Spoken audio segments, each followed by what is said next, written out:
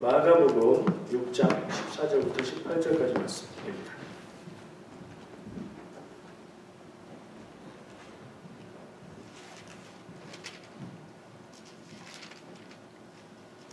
마가복음 6장 14절, 18절 말씀입니다.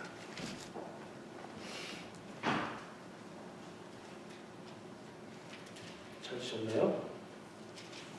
마가복음 6장 14절부터 18절까지 말씀 찾으셨으면 우리 한 절씩 교독해서 공독을 하겠습니다. 제가 먼저 읽을게요. 이에 예수의 이름이 드러난지라 헤롯 왕이 듣고 이르되 이는 세례 요한이 죽은 자 가운데서 살아났도다. 그러므로 이런 능력이 그 속에서 일어나느니라 하고 어떤 이는 그가 엘리야라 하고 또 어떤 이는 그가 선지자니 이에 선지자 중에 하나와 같다 하되 헤롯은 듣고 이르되 내가 목배인 요한 그가 살아났다 하더라. 전에 헤롯이 자기가 동생 빌립의 아내 헤로디아에게 장가들므로 이 여자를 위하여 사람을 보내어 요한을 잡아 옥에 가두었더니 이는 요한이 헤롯에게 말하되 동생의 아내를 취한 것이 옳지 않다 하였습니다. 아멘.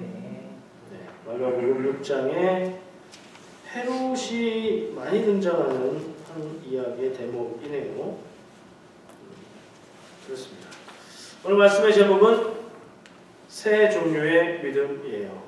오늘 말씀 나눌 내용 가운데 그리고 우리가 함께 읽은 본문 가운데 세 가지 종류의 믿음에 대한 얘기 혹은 뭐 그런 단서가 있다는 얘기인데 세 가지 믿음 찾아지시나요? 말씀을 한번 보세요. 14절부터 18절까지 눈으로 보시면서 뭔가에 대한 어떤 세 가지 다른 믿음 혹은 세 가지 다른 시각들이 눈에 띄는지 보세요. 그 내용 자체가 헤롯이 얘기를 많이 하고 있고요. 헤롯이 이야기하고 있는 것은 일관되게 한 가지를 이야기하고 있죠. 다른 사람들은 또 다른 얘기를 하고 있죠. 그게 누구에 대한 이야기예요? 예수님에 대한 이야기죠. 예수님에 대해서 헤롯은 누구라고요? 요한이다. 내가 목베어 죽인 요한이 다시 왔다. 이렇게 얘기를 하고 있고요. 사람들은 엘리야나 선지자다 라고 얘기를 했대요. 두 가지는 뭔가 나오네요. 두 가지가 나와요. 하나는 뭘까요? 여기서 못 찾겠어요. 내용상으로는. 다른 거 이렇게 꾸며낼 수도 있겠지만 떠오르는 건 여러분들은 뭐가 떠오르세요?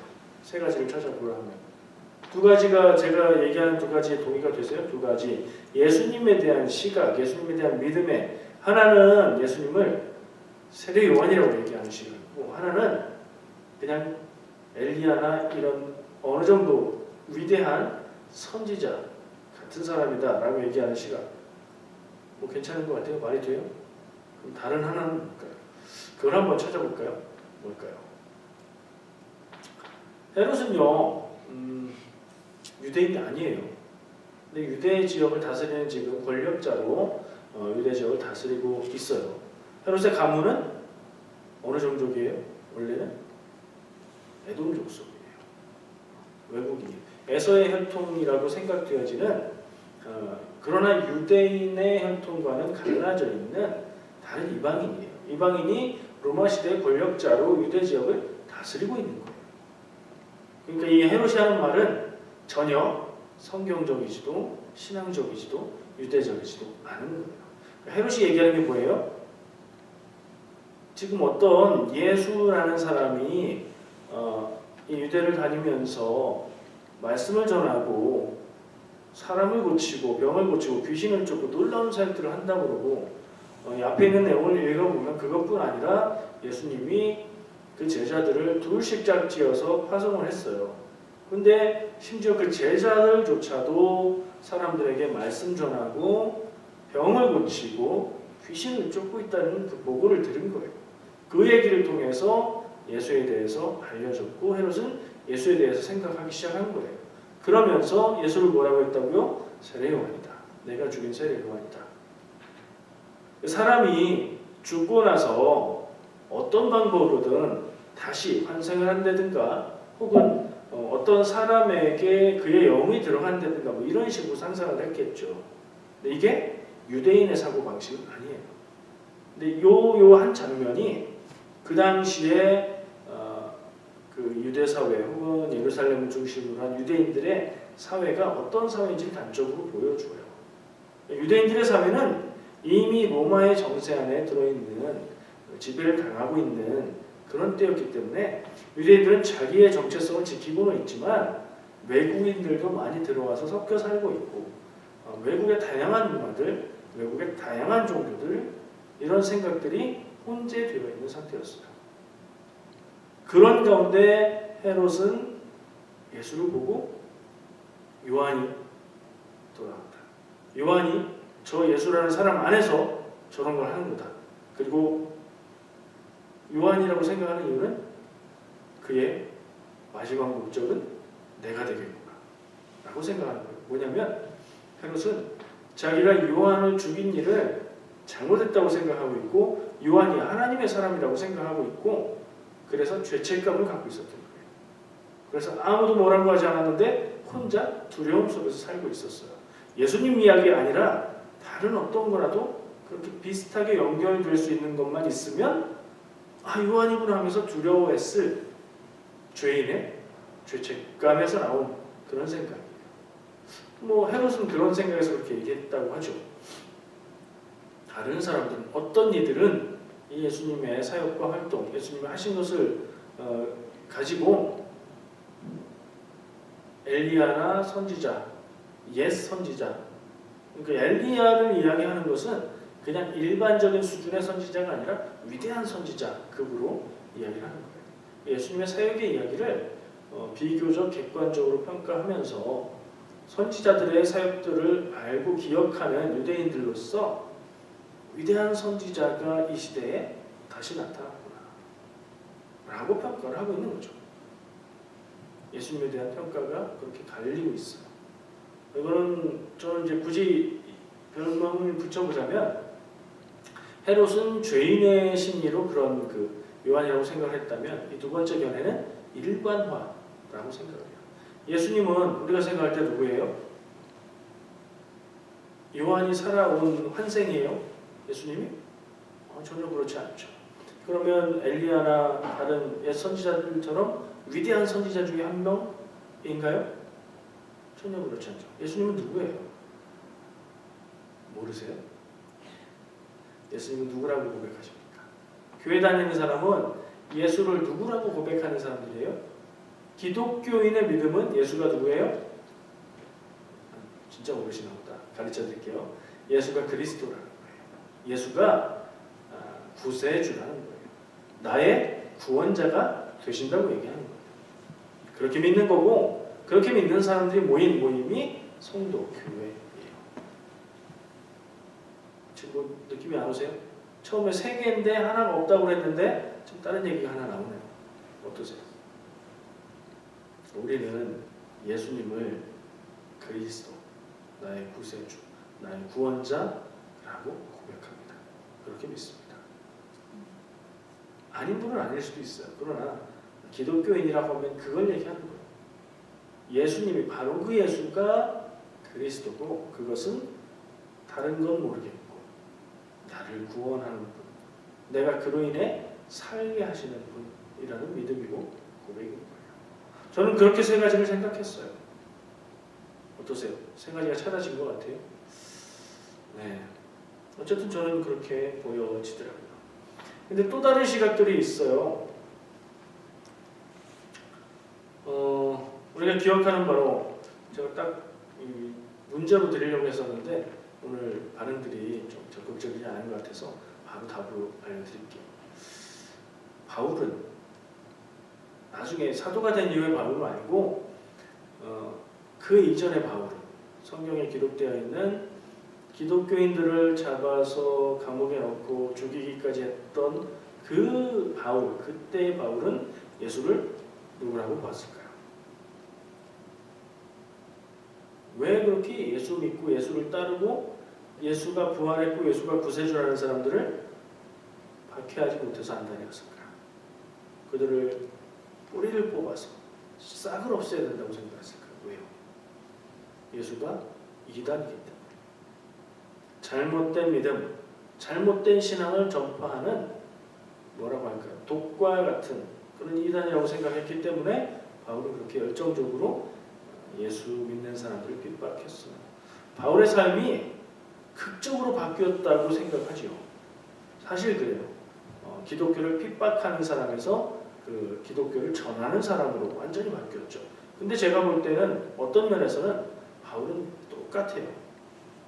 자기가 믿는 바, 믿음을 향해서 열정적으로 할 수 있는 한 최선을 다해서 살았던 사람이에요.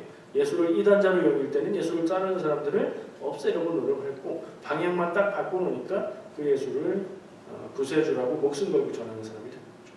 어쨌든 그렇게 변하기 전에 바울은 예수를 이단자로 생각하는 것 같아요. 또 다른 사람들, 예수님이 공생의 사역을 하실 당시에 유대교의 지도자들, 바리새인들이라고 언급되고 사두개인들이라고 언급되고 서기관이나 이런 부류의 사람들은 다 예수님을 적대시했죠. 그런 사람들은 예수를 누구라고 여겼을까요? 예수를 앞에서 얘기한 세례요한, 엘리야, 구세주 그리스도, 메시아를 기다렸죠. 히브리어예요. 그리스도나 메시아는 같은 말이에요. 메시아인가 아닌가 전혀 관심이 없었어요. 사람들이 저 어떤 사람을 따르고 저 어떤 사람이 놀라운 일들을 행하고 전하는 말씀이 권위 있고 놀라운데 그 내용이 무엇인지도 관심 없고, 그들의 관심은 오직 그 사람이 세력이 커지냐, 얼마나 커지냐, 그렇다면 우리에게 도움이 될 것이냐, 우리의 대적이 될 것이냐 였어요. 그들이 내린 결론은 뭐예요? 저 예수라는 사람은 우리의 대적자가 된다. 그래서 어떻게 했어요? 죽여야 된다. 그들과 함께 이 유대교 지도자들과 함께 예수를 죽였던 또 하나의 세력이 있어요. 로마. 유럽 세계와 중동 세계 그 동네들을 다 지배하고 있었던 당대 최고의 제국이자 전 세계였던 로마. 로마는 관대한 나라였어요. 각자의 종교를 다 인정해줬어요. 그런데 로마의 지배와 권력에 항거하는 것은 절대 용서하지 않았어요. 예수를 그런 세력으로 간주했어요. 그래서 예수님이 십자가에 죽으실 때 예수님을 십자가에 못 박아 죽게 했던 세력, 그 동기를 가진 세력은 둘이었던 거예요. 유대교 지도자들과 로마 정권. 이 둘은 같아요. 예수님을 보는 눈이 뭐예요? 위험한 사람, 우리의 적대자, 위협 요소로 봤던 거예요. 오늘 말씀에서 찾아볼 수 있었던 헤롯은 예수님을 요한이다 하면서 두려워했고, 사람들은 엘리야 같은 위대한 선지자다라고 생각을 했었고, 우리는 이 예수님이 나의 구원자, 구세주다라고 믿고, 또 생각해보니까 성경에 직접적으로 언급되거나 드러나진 않았지만 바울 같은 경우에 한때는 예수님을 이단자로 봤고, 이 입장이 같죠. 사실은 그 유대교 지도자들도 같은 입장이에요. 그러나 이들은 철저하게 권력의 입장에서, 내가 누리고 있는 기득권, 이 권력의 입장에서 판단을 했어요. 이것을 빼앗아 갈 자인가, 우리에게 도움이 될 자인가.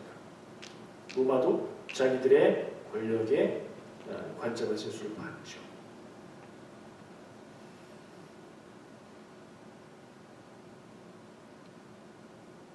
근데 또 다른 한 시각이 있어요. 이건 이 마가복음 6장에 나와요.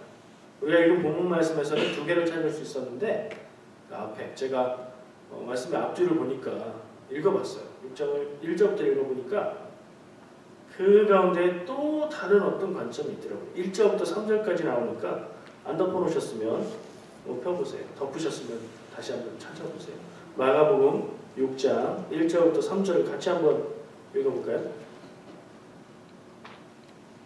찾으셨어요? 마가복음 6장 1절부터 3절입니다. 우리 한 목소리를 읽겠습니다. 예수께서 거기를 떠나사 고향으로 가시니 제자들도 따르니라. 안식일이 되어 회당에서 가르치시니 많은 사람이 듣고 놀라 이르되 이 사람이 어디서 이런 것을 얻었느냐? 이 사람이 받은 지혜와 그 손으로 이루어지는 이 권능이 어찌 되느냐? 이 사람이 마리아의 아들 목수가 아니냐? 야고보와 요셉과 유다와 시몬의 형제가 아니냐? 그들이 우리와 함께 있지 아니하냐 하고 예수를 제척한지라. 자, 이 마가복음 6장 1절부터 3절까지 나오는 내용에서 말하고 있는 화자는 누구예요?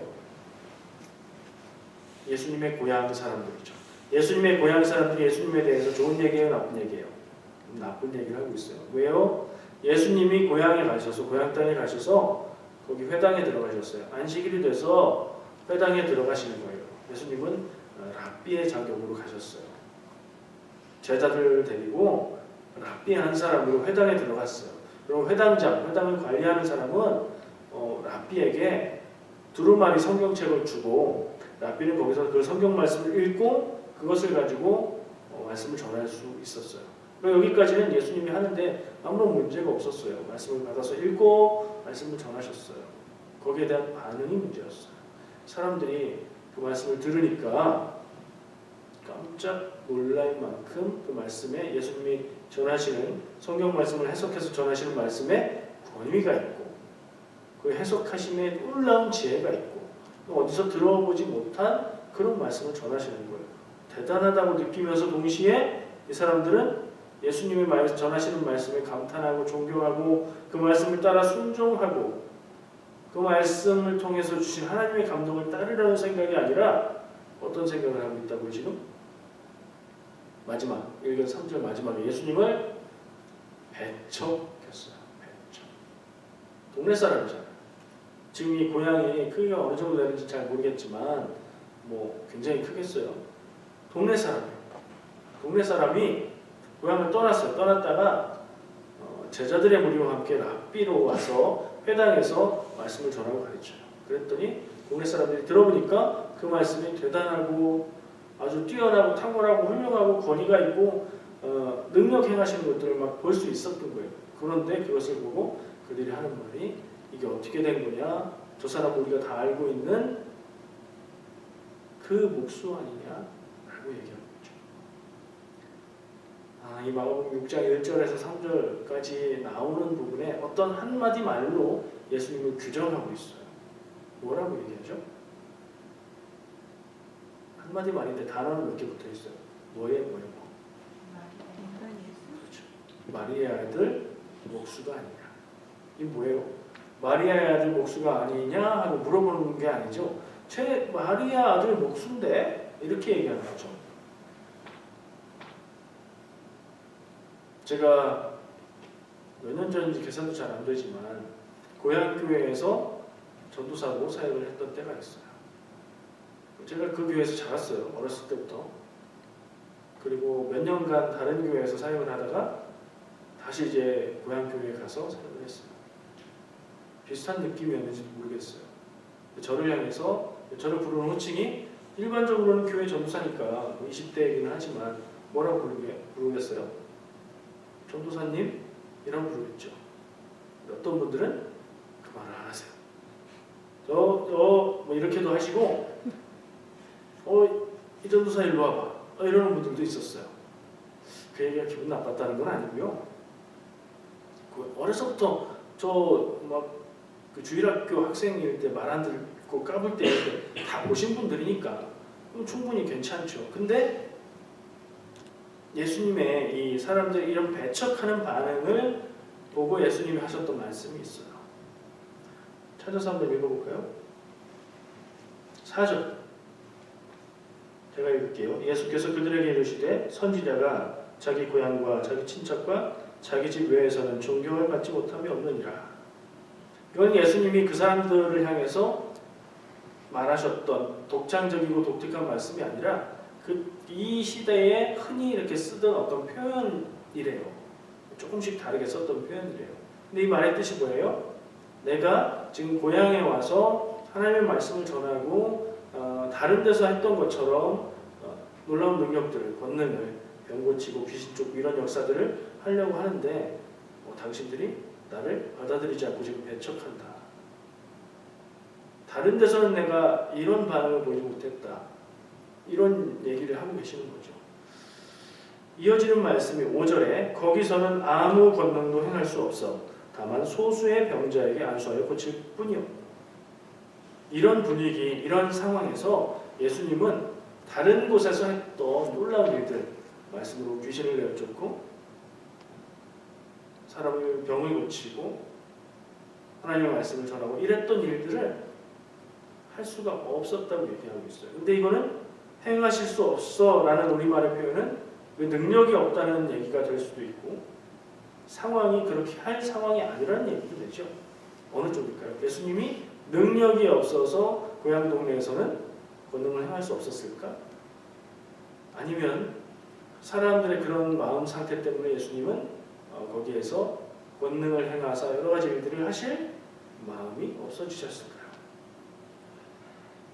그것까지는 제가 확정하지는 않겠어요. 그러나 확실한 것은 사람들의 예수님의 말씀을 듣고 대하는 그 태도와 그들의 믿음에 따라서 역사함의 결과는 달라진다는 거죠. 그죠? 여기서 얻을 수 있는 중요한 단서가 있어요. 지금 본문에서 얘기했던 어떤 시각들, 예수님을 향한 시각들, 또 우리가 생각해 볼 수 있는 성경에 나오는 예수님을 향한 시각들, 그리고 본문의 앞부분에 나오는 예수님을 향한 마리아의 아들 목수라고 얘기했던 동네 사람으로 생각하는 그 시각을 가지고 쭉 얘기를 하다 보니까 예수님을 어떤 분으로 보고 어떻게 받아들이냐에 따라서 그 역사하심이 달라진다는 얘기가 나와요. 결론이 그렇죠. 생각해 보니까. 잠깐 마리아의 아들 목수라는 그 호칭을 다시 한번 좀 더 생각해 보고 싶어요. 제가 전에 유대인들의 이름에 대해서 얘기했었죠. 유대인들은 이름이 뭐가 없다고요? 예, 성이 없어요. 라스트 네임이 없어요. 그냥 이름만 있는 거예요. 그러면 어떻게 구분을 한댔죠?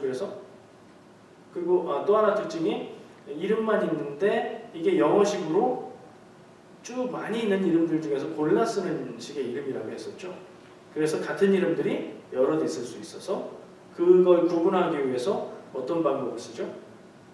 이름을 이야기할 때 거기에 그 사람을 수식해 줄 수 있는 설명을 붙이는 거죠. 그 중에 한 방법이 아버지의 이름을 붙이는 거예요. 누구의 아들? 누구. 또 한 가지 방법은 그가 태어난, 자랐던 그의 출신 지역이라고 생각될 수 있는 고향을 붙여서 어디에서 온 누구 이렇게 부르는 방법이었죠. 그런 일반적인 방법으로 빗대어 보면 이 마리아의 아들 목수라는 표현은 굉장히 이상한 표현이에요. 왜 그렇죠? 누구의 아들이라고 표현했잖아요. 근데 달라요. 뭐가 다르냐면 엄마의 이름으로 부르지 않아요. 누구의 아들이라고 할 때는 아버지의 이름으로 불러요. 일반적으로. 아버지가 죽었다고 할지라도. 그러면 예수님은 누구의 아들 목수, 누구의 아들 예수가 되어야 돼요? 요셉의 아들이 돼야 되죠. 사람들은 요셉 가정의 아들이니까 동네 사람들이 보기에. 근데 요셉의 아들이라고 부르지 않고 마리아의 아들이라고 부르는 건 무슨 뜻인 것 같으세요? 쉽게 짐작할 수 있어요. 아버지가 없는 사람 이라는 뜻이죠. 또 생각해 볼 수 있어요. 정말로 아버지가 없는 사람은 없잖아요. 어렸을 때 죽었든 이혼을 했든 어떻게 행방불명이 됐든 간에 아버지는 있을 거 아니에요. 이름도 있을 건데 무슨 뜻이죠? 아버지 없는 사람하고 비슷한 뜻이에요. 다른 아버지에게서 난 사람, 사생자라는 의미로 부를 수도 있는 짐작이에요. 근데 일반적으로 그런 뜻이 아닐까 추측을 해요. 예수님을 향해서 마리아의 아들이라고 부르면 이건 일반적인 호칭이 아니라 우리 동네에 있었던 마리아의 아들, 아빠의 이름으로 부를 그 정도도 안 되는 그런 비하해서 부르는 명칭이라는 거예요. 그리고 거기에 갖다 붙은 목수라는 말도 목수가 굉장히 부자였는지 혹은 건축 회사를 가진 그런 사람의 규모인지 아니면 작은 천한 직업인지는 알 수 없어요. 그 당시에 우리가 알 수 없으니까. 근데 이 마리아의 아들이라는 표현을 그렇게 해석을 해서 보면 거기에 갖다 붙인 목수가 그렇게 대단한 직업 의미가 되진 않겠죠. 제 나름대로 해석을 해보면 이런 거예요. 예수님이 가셔서 회당에서 안식일에 말씀을 전하시니까 사람들이 성경 말씀에는 나중에 알아본 것처럼 나오죠. 마리아의 아들 예수가 아니냐? 나중에 그러죠. 사람들이 몰랐을까요? 어떤 사람은 처음 보자마자 알아봤을 거고 어떤 사람은 처음엔 못 알아봤지만 조금 지나니까 저 사람 하면서 알아봤을 거예요. 그럼 어떻게 했을까요? 우리 동네 사람이 알고 있던 사람이 지금 랍비라고 와서 회당에서 말씀을 읽고 가르치려고 하는데 어떤 반응을 볼까요? 그래, 뭔 소리 하나 보자. 얼마나 잘하나 보자. 그랬더니 예수님의 전하시는 말씀이 권위가 있고 권능이 있고 능력이 있고 놀랍고 그랬던 거예요. 그럼 어떻게 하는 게 당연한 반응이죠? 그 말씀을 감탄하고 감사하고 존경하고 그 말씀이 전하는 바를 내가 그렇게 살아야지 마음에 새기고 이게 당연한 반응인데 그래서 아마 이 동네 사람들의 반응이 예수를 배척하리라. 거기에 들어가 있는 아주 핵심적인 명칭이 마리아의 아들 목수. 이름도 안 불러요. 마리아의 아들 목수. 저기 목수일하던 그 마리아 그 아빠도 누군지 모르는 걔 아니요? 이런 의미로 저는 받아들여져요. 그러니 예수님이 고향교회에서는 이렇게 배척받지 않는다 말씀하셨고 6절에 가면 이런 말씀이 있어요. 또 예수님 스스로 생각하셨다는 건데 그들이 믿지 않음을 이상히 여기셨다. 예수님이 뭐 기이 여기셨다. 이상하게 여기셨다. 예상치 못한 반응에 놀라셨다. 이런 얘기인데 그런 표현이 몇 군데 나와요. 이게 한 군데고요. 또 다른 데서는 이방인이 믿음을 고백하는 것을 듣고 그 믿음에 놀라셨다라고 기록이 있죠. 예상치 못한 반응. 예수님도 예상하지 못했던 반응을 동네 사람들이 보이고 예수님은 거기서 어떠한 권능도 행할 수 없었고 몇 명만 병 고치고 떠나신 거예요. 자, 다시 아까 가던 데로 돌아가서요. 사람들의 믿음에 의해서 그 역사함이 달라진다. 오늘 본문과 오늘 묵상한 내용들은 거기를 좀 초점이 모아지네요. 또 다른 우리가 익히 알고 있는 말씀을 기억해 볼게요. 예수님이 제자들과 함께 있다가 제자들에게 물어요. 사람들이 나를 누구라고 하느냐. 그 말씀은 어디 나오죠? 그 말씀에 대한 쭉 뒤로 가서 나중에 결론으로 나오는 얘기가 뭐예요? 베드로가 주는 그리스도시요 살아계신 하나님의 아들이시니이다. 이렇게 대답을 하죠. 그게 성경이 어디죠? 암송하면 좋은 말씀입니다. 한번 기억해 보세요. 마태복음 몇 장? 16장 말씀이에요. 마태복음 16장 16절에 베드로가 그렇게 얘기하니까 이 말씀의 내용의 시작이 마태복음 16장 몇 절 앞에서 시작하겠죠. 13절에 그 이야기가 시작이 돼요. 예수님이 묻습니다. 사람들이 나를 누구라고 하느냐? 비슷하죠? 오늘 읽은 본문 말씀에도 헤롯과 다른 사람들이 예수님을 향해서 이렇다 저렇다 하는 얘기가 나오는데 그거하고 비슷한 상황이에요. 제자들의 대답이 뭐라고 하냐면 더러는 세례요한, 더러는 엘리야, 어떤 이는 예레미야나 선지자 중에 하나라고 그러던데요. 이런 대답이었어. 그 제자들이 들은 바로는 이 사람들이 예수님을 세례 요한이라고 하는 사람들이 있었어요. 우리가 지금 읽은 본문에서 볼 때 헤롯이 그런 얘기를 했죠. 뭐 그런 얘기를 하는 사람들이 또 있었나 봐요. 또 어떤 사람들은 엘리야라고 했대요. 아까 읽은 내용에서도 어떤 사람들이 엘리야라고 했다고 했죠. 또는 예레미야나 선지자 중에 하나. 뭐 크게 다르지 않아요. 예수님은 선지자로 버리지 않아요. 예수님 다시 물으세요. 너희는 나를 누구라고 하느냐? 스스로 한번 답을 생각해 보세요. 베드로의 대답을 생각하지 마시고 예수님이 너는 나를 누구라고 하니? 너에게는 내가 누구니?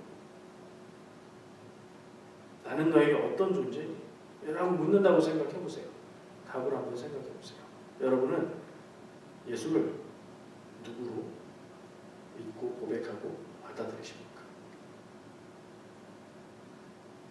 아무리 생각해도 그리스도시고 살아계신 하나님밖에 생각 안 나시죠? 맞아요.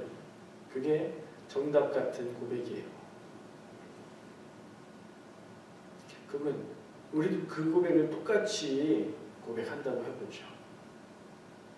예수님을 향해서 주님은 이 주님부터 놀라운 고백이에요. 사실은 주인이라는 뜻이잖아요.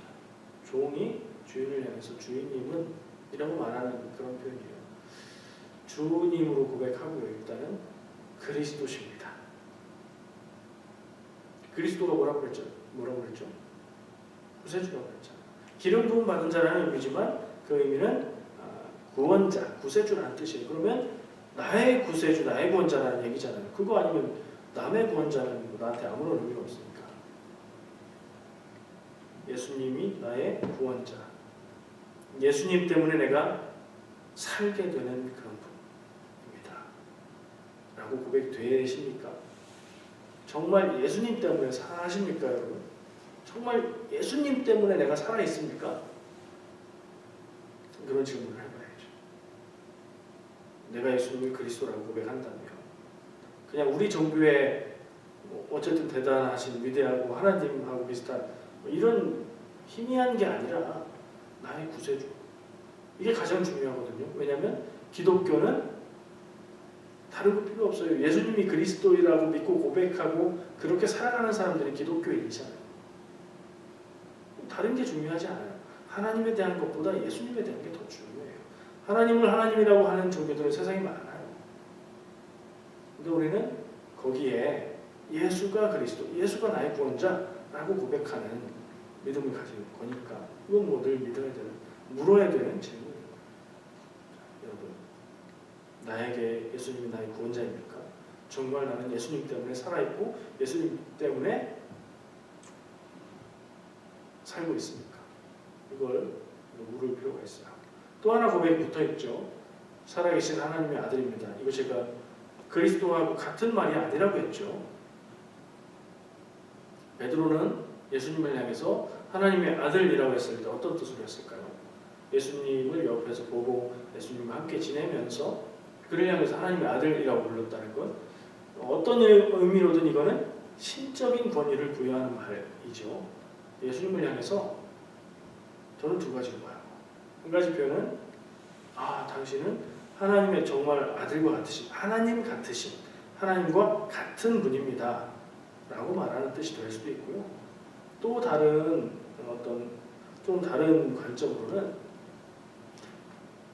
당신은 하나님의 영이신 성령님이 인도하시는 분이고 그 성령님의 능력과 권능을 행하고 계신 분이고 하나님의 뜻에 따라서 하나님의 일을 하시는 그런 하나님의 아들, 하나님의 이끌림에 따라서 하나님의 사역을 감당하시는 그런 하나님의 아들, 그런 면에서 신적인 권위를 가진 하나님과 같으신 분이라는 의미를 생각할 수 있어요.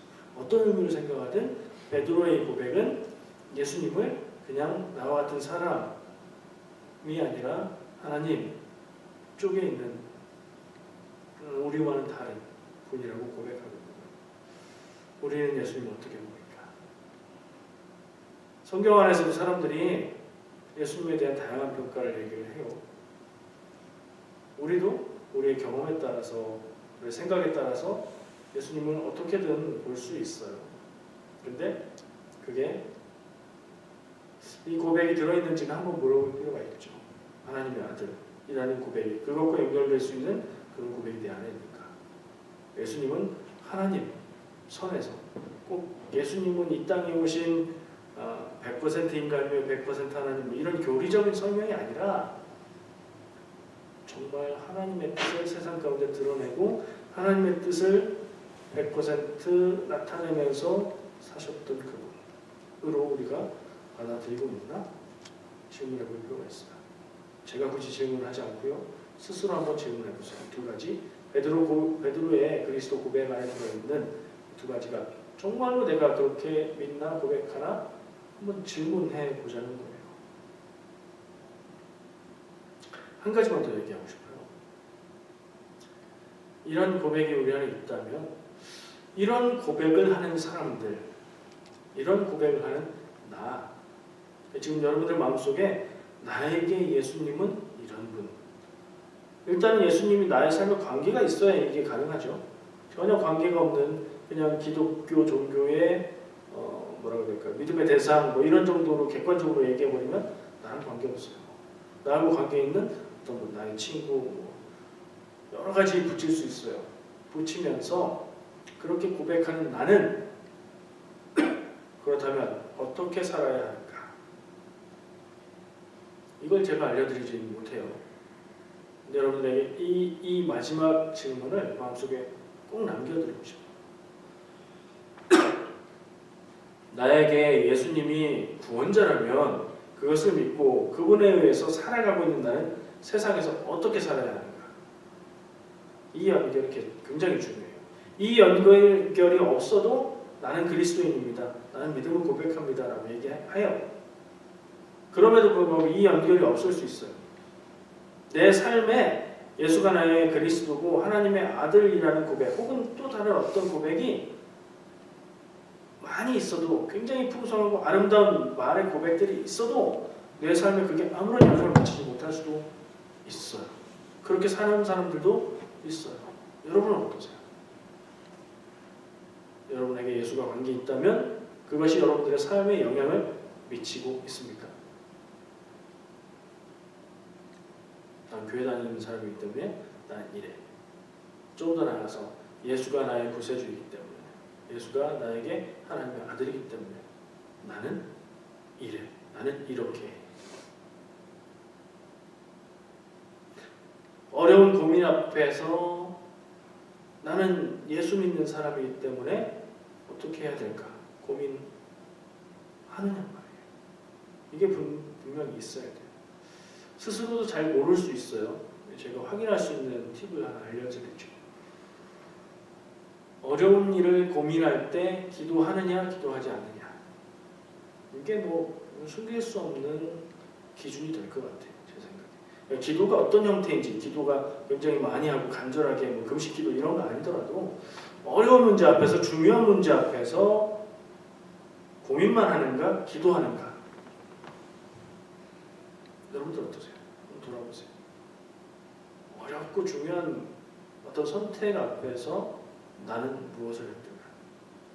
고민을 했어요? 기도했어요?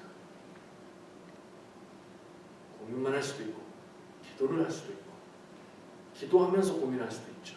근데 기도가 빠지면 사실은 예수와 하나님의 나와 관계없는 그런 삶을 사는 거예요. 저희가 아무리 기독교인이라고 하고 예수가 나의 구원자라고 고백을 해도 삶에 아무 관계가 없는 그런 거예요. 여러분들이 스스로 나는 기독교인이라고 생각하신다면 그리고 예수가 그리스도고 하나님의 아들이라는 고백이 있다면 그 사실이 여러분들의 삶에 영향이 있어야 돼요. 이것이 꼭 있으시기를 축복합니다. 기도하겠습니다. 하나님 은혜해 주님 감사합니다.